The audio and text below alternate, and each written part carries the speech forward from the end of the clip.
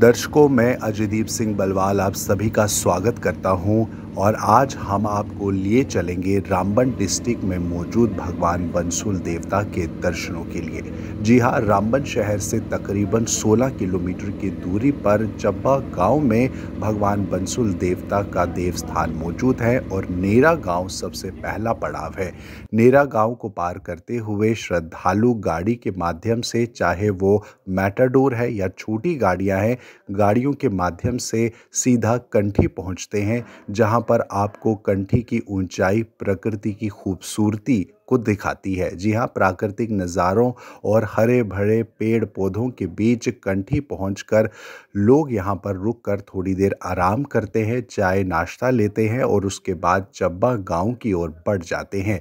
जी हाँ, चब्बा में जैसे ही आप पहुंचेंगे, आपको वहां पर प्राकृतिक खूबसूरती और मन मोह देने वाले दृश्यों के बीच भगवान बनसूल देवता के दर्शन प्राप्त होते हैं। बनसूल देवता के दर्शनों के लिए सिर्फ रामबन इलाके से ही जनता नहीं आती, बल्कि जम्मू कश्मीर के अलग अलग हिस्सों से और देश के कई अलग कोनों से भी यहाँ पर श्रद्धालु पहुँचते हैं और अपना मन चाहा वरदान भगवान बनसूल देवता से प्राप्त करते हैं। आप देख सकते हैं कि कितनी अच्छी सड़क यहाँ पर आपको नज़र आएगी, जो सीधे आपको चब्बा की तरफ ले जाएगी। जैसे ही आप चब्बा पहुंचेंगे तो यहाँ रुककर आप थोड़ी देर देख सकते हैं कि आम जिंदगी और यहाँ के स्थानीय लोगों की ज़िंदगी कितनी कठिनाई भरी है। जी हाँ, यहाँ पर अभी तक अगर हम कंठी की बात करें तो ब्लॉक उसे घोषित नहीं किया गया, जबकि यहाँ पर भी आबादी तकरीबन 50,000 के करीब बताई जाती है। वही आप अगर आगे बनसूल देवता के दर्शनों के लिए जाएं तो यही वो रास्ता है जो आपको सीधे मंदिर तक पहुँचा देगा। आपको बता दें कि यहाँ पर स्थानीय लोगों ने मिलकर इस रास्ते को थोड़ा बहुत तैयार जरूर किया है, लेकिन यहाँ के स्थानीय लोगों का भी कहना है कि सरकार को जल्द से जल्द यहाँ के लिए एक सड़क का निर्माण भी कर देना चाहिए, ताकि यात्रियों की यात्रा सुगम और खुश और मंगलदायक रहे। आप देख सकते हैं कि किस तरह से स्थानीय युवक यहाँ पर इस पगडंडी से होते हुए आगे मंदिर की ओर बढ़ रहे हैं और प्रकृति की खूबसूरती और ताज़ी हवा के बीच यहाँ पर आपको थकान महसूस ही नहीं होगी। यहाँ पर पहुंचकर आपको स्थानीय लोगों की ज़िंदगी की कठिनाइयों के बारे में भी बहुत कुछ जानने को मिलेगा। जी हाँ, आज भी यहाँ पर लोग उस पुरानी ज़िंदगी की तरह जीवन जीते हैं जो अत्याधुनिक शहरों में आपको देखने को नहीं मिलती। वहीं यहाँ पर आपस में बड़े और बुजुर्गों के बीच में, छोटे बच्चों के बीच में जिस तरह का प्यार है, वो शायद ही आपको कहीं और देखने को मिले। आप देख सकते हैं कि किस तरह से यहाँ पर चाहे वो पुरुष हो या महिलाएं हों, इस रास्ते को पार करते हुए धीमे धीमे इन पेड़ों की छांव के नीचे भगवान बनसूल देवता को याद करते हुए अपनी मंजिल तक पहुँचने की कामना करते हैं। वहीं इस रास्ते से आगे होते हुए आपको घने पेड़ यानी कि देवदार और चीड़ के पेड़ों से होते हुए गुजर कर मंदिर तक पहुंचना होगा। जाहिर सी बात है, इतनी ऊंचाई पे जब आप पहुंचेंगे तो तापमान में गिरावट को भी आप खास तौर पर महसूस कर सकते हैं। वहीं आगे चलकर आपको उन श्रद्धालुओं के भी दर्शन होंगे जो श्रद्धालु दूर दूर से आते हैं, थके हारे यहाँ पर अपनी बारी का इंतज़ार करते हैं कि आखिरकार कब बाबा उन्हें दर्शन दे, आखिरकार कब वो उनकी स्तुति कर सकें और अपने आप को तृप्त कर सकें। जितने सादे ये लोग हैं, इतना ही सादा इनका यहाँ पर रहन सहन है। पहाड़ और मौसम दुर्गम होने के कारण भी इनकी आस्था भगवान में हमेशा बनी रहती है।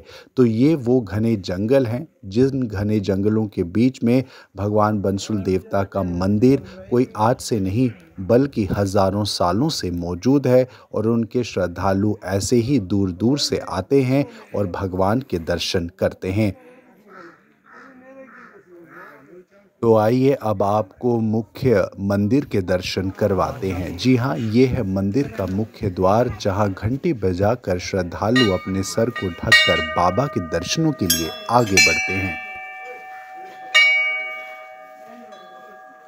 और आइए अब दर्शन कीजिए उस पावन वृक्ष के और उस पावन मंदिर के जो अपने अस्तित्व की पहचान अपने साथ समेटे हुए भक्तों को आशीर्वाद यहाँ पर प्रदान करते हैं और हज़ारों हज़ारों सालों से यहाँ पर लोग इसी तरह भक्ति में ढोल नगाड़े बजाते हुए पहुँचते हैं।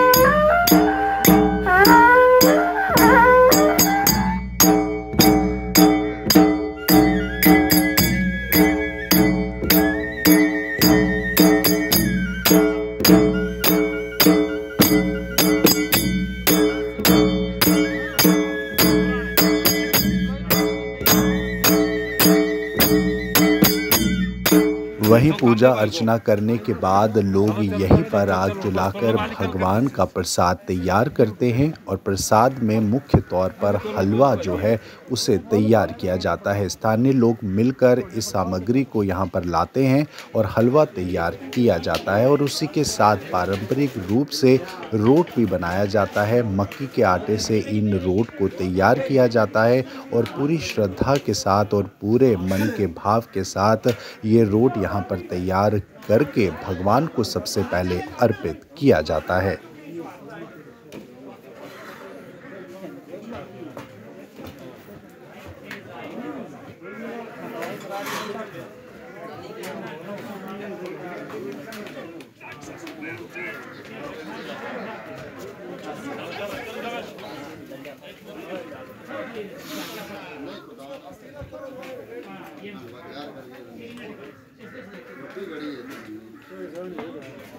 प्रसाद बनने के बाद स्थानीय लोग यहाँ पर ज़मीन पर बैठकर भगवान के प्रसाद को ग्रहण करते हैं। जैसे हमने आपको बताया कि प्रसाद में हलवा और रोट सबसे पहले दिया जाता है, तो बारी बारी से हर एक श्रद्धालु इसे पूरे आदर और पूरे सद्भावना के साथ ग्रहण करते हैं और वहीं स्थानीय लोग भी बाबा का नाम लेते हुए इन प्रसाद को अपने अंदर ग्रहण करते हैं।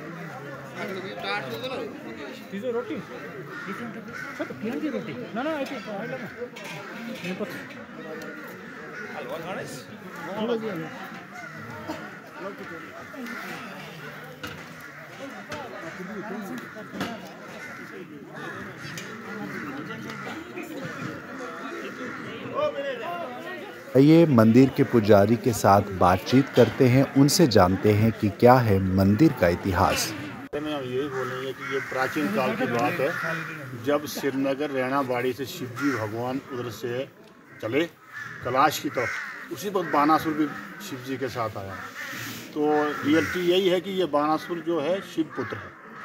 जब शिव जी भगवान को ज़रूरत पड़ी कि इसमें पुत्र की, तो उस वक्त उसके पसीने और बालों का है बानासुर, जैसे माँ काली है वैसे बानासुर भी है। तो उधर से जब वो भाग्य तो आए सर्वाधार में, सर्वाधार से उसने देखा उसको श्रीनगर से कुछ प्रेम कम हो चुका था शिव जी महाराज को, तो वो उसने श्रीनगर हाथ पर नजर आने लगा। तो उसके उसी टाइम पर वो उधर से चले गया खुंडी मुराड़ में, भद्रा पत्री क्लास है खुंडी मुराड़ में। खुंडी मुराड़ में ही वरदान दिया बानासुर को शिव जी भगवान ने कि तुम जा और कल युग में तेरे जो दरबार में आएगा सच्चा दरबार होगा और सच्चे फैसले होंगे, और जिसकी मनोकामना नहीं कहीं किसी जगह पूरी होगी उत्तर दरबार में पूरी। तो इस उल्लेख के बारे में यही हम कह सकते हैं। उसके बाद शिव जी भगवान हिमाचल में चले गए और बानासुर वापस आ गए। यहाँ पे जो देवता हैं क्या उनकी मान्यता है? कितने सालों से ये मंदिर है और ये जो वृक्ष है? बात है, ये पृष्ठियों की बात है। ये एक हमारे कई बुजुर्ग, कई 17-18 पीढ़ियाँ तो हमारे यहाँ चल पड़ी दोनों पुजारियों की कि जो उधर की सेवा कर रहे हैं। और उसके आगे का तो जब शिव जी भगवान, तो पता ही होगा पब्लिक को कि जब शिव जी भगवान हिमाचल की साइड गए उसी से बानासुर भी इस जगह पर आया। तो अपनी स्टेट तो उसको मान रही है, लेकिन आउट ऑफ स्टेट भी बहुत मानती है इसको। अच्छा। हाँ, दिल्ली से, जैसे हिमाचल से, तो महाराष्ट्र से, तो हर जगह से लोग आते हैं। खासकर जो फौजी लोग देश सेवा करने इसमें इलाके में आए, उन्होंने इसको माना, और जब उनकी मनोकामनाएं पूरी हुई वो फिर दोबारा इधर वापस आए और साथ में उनकी अपनी जो श्रद्धा से जो मनता मांगी थी वो चढ़ाई उन्होंने। इलाके के लोग कितने मान्यता रखते हैं और कब से इलाके के लोग इसका इशारे पे चलते हैं कि आज तक कोई किसी का बाल बांका भी नहीं हुआ। हर जगह से किसी लिहाज से भी, चाहे जितना जो कुछ भी कोई प्रलय आई और देवता ने उनके घर से उठा करते हैं। अच्छा। प्रजा है तो उसको यही नाम लेकर निकलती है। जब गाय घर से निकला तो उसका याद करके जाते हैं। वो अच्छे ढंग से अंग संग साथ रहता है और साथ में उनकी मनोकामना पूरी है। कब कब यहाँ पर जो तो मेले होते हैं? मंगलवार को होता है। तो खास मेन जो मेला आता है तो जून में बड़ा मेला होता है इसका। लेकिन रोड के बारे में थोड़ा, मैं रोड का सर्वा भी कराया था, तो वो उसको में क्या हुआ कि उसका टेंडर भी हो गया और उसका काम नहीं लग रहा है। तो नवाड में तो उन्होंने दिया है, कराया हमने। तो डेवलपमेंट की थोड़ी प्रॉब्लम है, शेड्यूल की प्रॉब्लम है, तो यात्रा बहुत आ जाती है, तो इतनी थोड़ी डेवलपमेंट की थोड़ी प्रॉब्लम है। किसी फैसिलिटी से, किसी जगह से हमको फैसिलिटी मिले तो हम करेंगे जितना हमारे से, हमने किया भी है। और जो भी इधर से पार्टी जीती उन्होंने भी माना उसको। वो पार्टी भी जो भी जितने भी MLA बने या कोई DDC बना, जो भी बना, जो भी जैसे ये क्या कहते हैं MP साहब हमारे, डॉक्टर साहब जितेंद्र साहब, उन्होंने भी मानता रखी थी इधर के लिए। वो भी इधर से हमने लोगों ने मान रखी थी उनकी तरफ से, वो भी जीते। और हर मतलब पार्टी वालों ने इधर अपनी तरफ से श्रद्धा से काम किया भी है और थोड़ी बहुत कमी भी है। यहाँ पर अभी और क्या कुछ बनाने की जरूरत है? सबसे ज़्यादा हमको शेडों की प्रॉब्लम है। जो शेड बने हुए हैं जिनमें बर्फबारी बहुत पहाड़ी इलाका है, बर्फ बहुत पड़ती है, तो इसलिए शेड की बहुत ज़रूरत है और रोड की ज़रूरत है। पुजारियों, दोनों पुजारियों के साथ ही ये काम चलता है।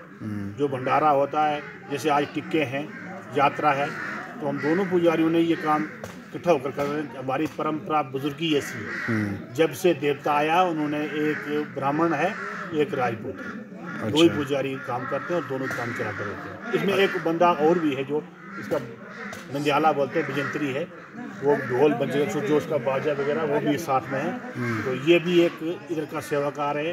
एक बंदा और सेवाकार है, तो वो दूसरी कास्ट से है। तो ये 4 कास्टों से इधर काम चला रहे हैं जब से देवता आया। अच्छा, तो ये मान्यता है कि सारी कास्ट के यहाँ पर 4 कास्ट के आते हैं। अच्छा, तो यहाँ पर कोई ऐसे आपने कभी चमत्कार महसूस किया हो, देखा हो? देखा जी, क्या जो भी चमत्कार जब भी कहीं कोई बड़ी मतलब कर लिया हमारे प्राण की, वही तो इसने रास्ते से ही हटा दिया हमको। ये तो दुनिया कह रही है, अब किसी को भी पूछ सकते हैं। जो भी श्रद्धालु इधर आता है उसकी मनोकामना पूरी होती, खाली कोई नहीं गया है। अच्छा आदमी जो भी है वो सच्चे मन से गया और सच्चा उसका काम होकर गया।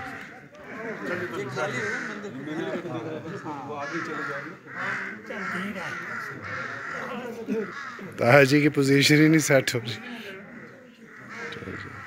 पूजा अर्चना करने के बाद मंदिर के प्रांगण में स्थानीय लोग ढोल नगाड़ा बजाकर रामबन के ऐतिहासिक धरोहर की भी झलक दिखाते हुए नजर आए। जी हां, इन ढोल नगाड़ों में अपनी ही एक मधुरता है, इस संगीत में अपना ही एक अमृत है और इस तरह का कल्चर शायद ही आपको देश के किसी और कोने में देखने को मिले।